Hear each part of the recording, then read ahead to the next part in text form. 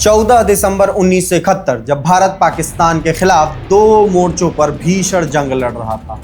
एक तरफ पूर्वी पाकिस्तान में नियाजी सरेंडर की प्लानिंग कर रहा था, यानी कि वहां हालात बद से बदतर होते जा रहे थे, तो दूसरी तरफ पाकिस्तानी सेना पश्चिमी मोर्चे पर एक झूठा दंभ भर रही थी।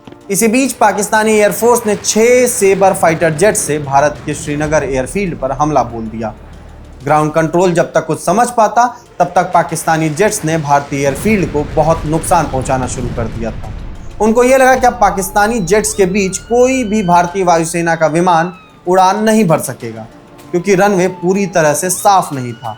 वहां धूल का एक भीषण गुब्बार उठा था। लेकिन इस बीच 26 साल के एक फाइटर पायलट ने वो फैसला लिया जिसने उस हमले की पूरी तस्वीर बदल कर रख दी। वो अपने कॉकपिट में बैठा और सीधे अपने जेट के साथ अकेले दुश्मनों से भिड़ने के लिए उड़ गया, और इस उड़ान ने एक ऐसा इतिहास रच दिया जो आज तक कायम है। एक अकेला जेट पाकिस्तान के 6 तब के मॉडर्न सेबर जेट से भिड़ गया और अपनी जान देकर उस यंग फाइटर पायलट ने श्रीनगर का आसमान बचा लिया। इस अफसर को अपने शौर्य के लिए मिला देश का सर्वोच्च सैन्य सम्मान परमवीर चक्र। ये कहानी है भारतीय वायुसेना के एकमात्र परमवीर चक्र विजेता फ्लाइंग ऑफिसर निर्मलजीत सिंह सेखों की। मैं नृपेंद्र हूं और आप देख रहे हैं बजरबट्टू दुनिया का खास शो शौर्य गाथा।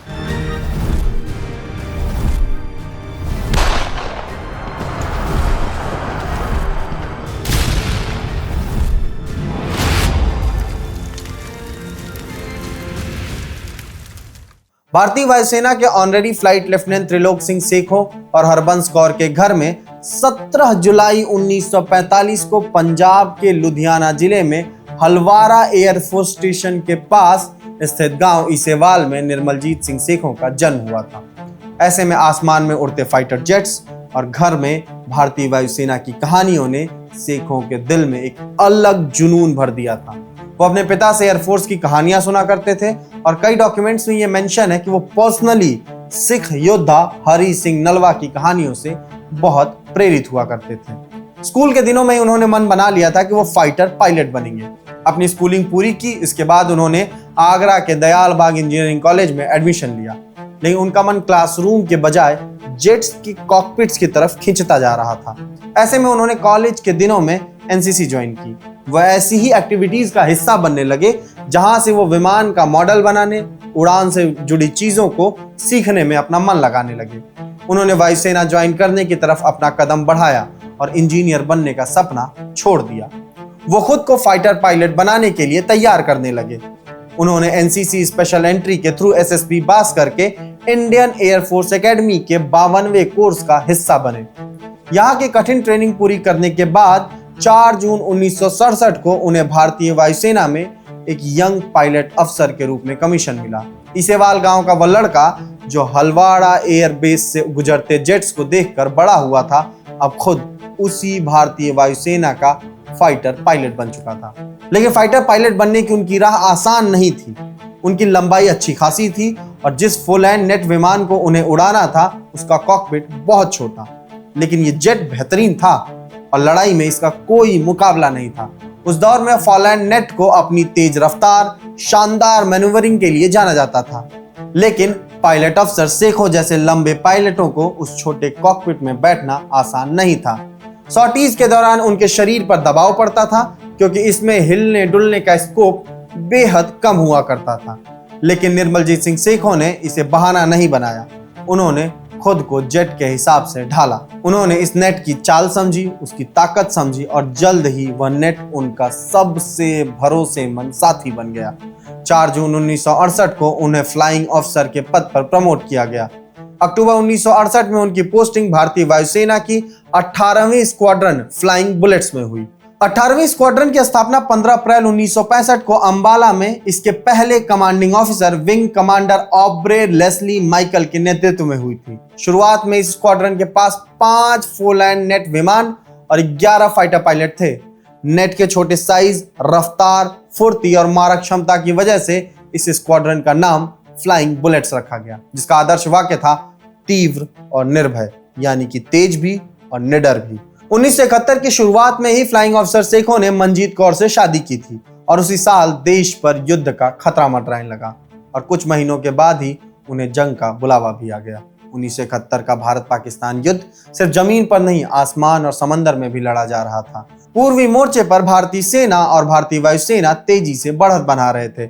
उन्हें इंडियन नेवी का भी सपोर्ट था, लेकिन पश्चिमी मोर्चे पर लड़ाई बहुत कठिन थी। कश्मीर के इलाके में श्रीनगर एयरबेस पर सेखों की यूनिट तैनात थी। इनका काम था कश्मीर घाटी के एयर स्पेस को सुरक्षित रखना।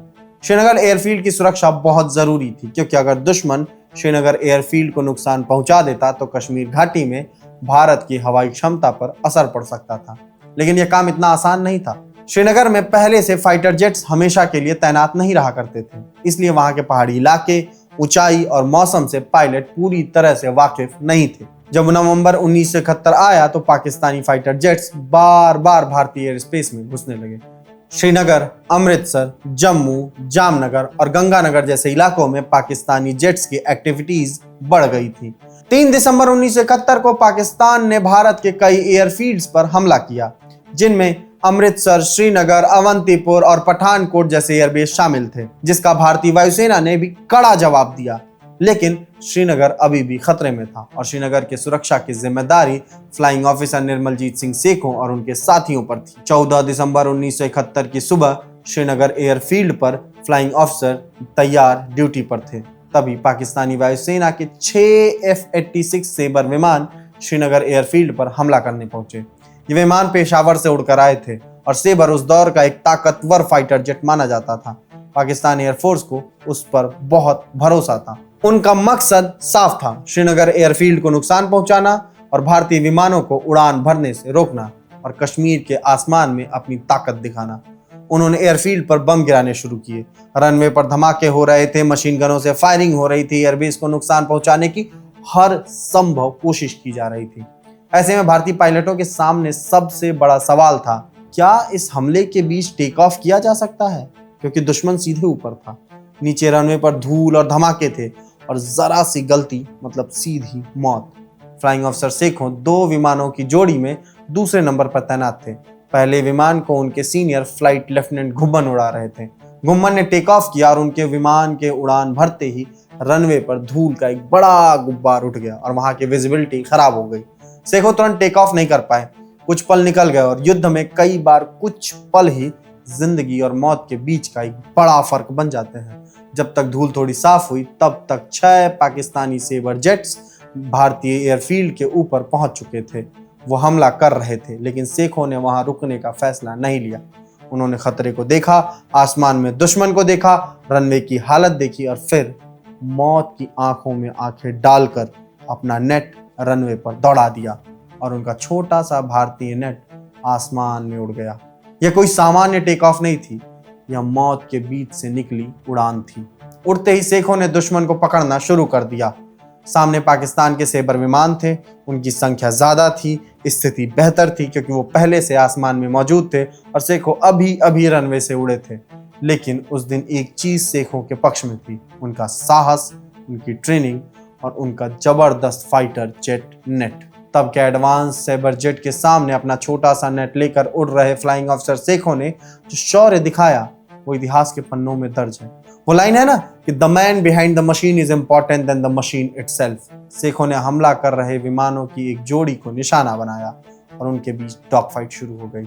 वो लोग बहुत कम ऊंचाई पर पेड़ों के आसपास लड़ाई कर रहे थे, जहां एक छोटी सी गलती भी विमान को जमीन पर गिरा सकती थी। सेखों ने एक के बाद एक सेबर जेट्स पर हमला शुरू कर दिया और एक को गिरा दिया और दूसरे को गंभीर रूप से नुकसान पहुंचाया, जिससे दुश्मन के फॉर्मेशन में वहां हलचल मच गई। जिस हमले को पाकिस्तान एयरफोर्स आसान समझ कर आई थी, वहां एक अकेले भारतीय पायलट ने उन्हें उलझा दिया। कुछ ही पलों में सेखों ने साबित कर दिया कि संख्या हमेशा ताकत की नहीं होती। अब बाकी सेबर जेट्स भी लड़ाई में आ गए। एक तरफ सेखों का अकेला नेट और दूसरी तरफ कई पाकिस्तानी सेबर विमान। लेकिन सेखों पीछे नहीं हटे। उन्होंने अपने विमान को तेजी से घुमाया, दुश्मन से बचते रहे, उन्हें जवाब देते रहे, यानी कि एक टिपिकल डॉग फाइट। वो आखिरी पल तक लड़ते रहे। उन्हें जमीन से वापस लौटने की सलाह भी दी गई, लेकिन तब तक उनका विमान बहुत नुकसान झेल चुका था। विमान पर दुश्मन की गोली लग चुकी थी, उनके कंट्रोल्स कमजोर हो गए थे। फिर भी उन्होंने हार नहीं मानी। कुछ देर तक उनका विमान सीधा उड़ता रहा और फिर वह अचानक पलटा और नीचे गिरने लगा। शेखों ने आखिरी पल में इजेक्ट करने की कोशिश भी की, लेकिन वह कोशिश सफल नहीं हो सकी और फ्लाइंग ऑफिसर निर्मलजीत सिंह शेखों देश की रक्षा करते हुए वीर गति को प्राप्त हुए। लेकिन उनका बलिदान सफल रहा। दुश्मन के विमान घबरा गए और उन्होंने श्रीनगर एयरफील्ड पर अपना हमला आगे नहीं बढ़ाया। वो वापस लौट गए। एक अकेले पायलट ने श्रीनगर को बचा लिया था। एक छोटे से नेट ने 6 सेबर विमानों का घमंड तोड़ दिया। मैन बिहाइंड द मशीन वाली बात।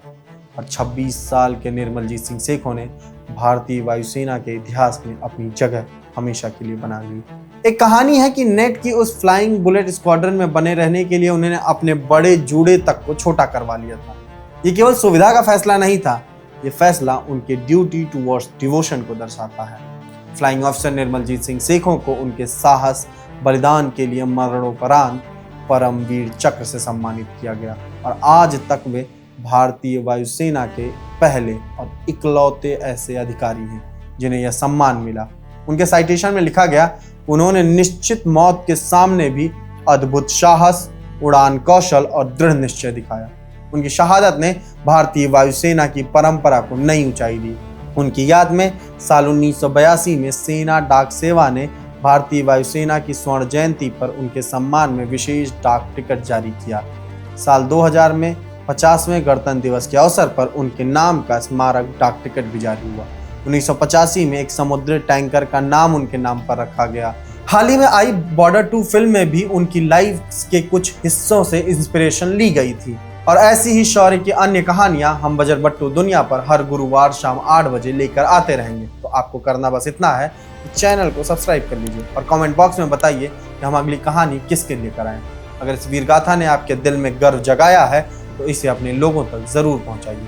अंत में मुझे रामधारी सिंह दिनकर की वो पंक्तियां याद आती हैं जिसमें वो कहते हैं कि जला अस्थियां बारी बारी चटकाई जिनमें चिंगारी, जो चढ़ गए पुण्यवेदी पर बिना लिए गर्दन का मोल, कलम आज उनकी जय बोल। जो अगणित लघुदीप हमारे तूफानों में एक किनारे, जल जला कर बुझ गए किसी दिन, मांगा नहीं स्नेह मुँह खोल, कलम आज उनकी जय बोल। भारत माता की जय।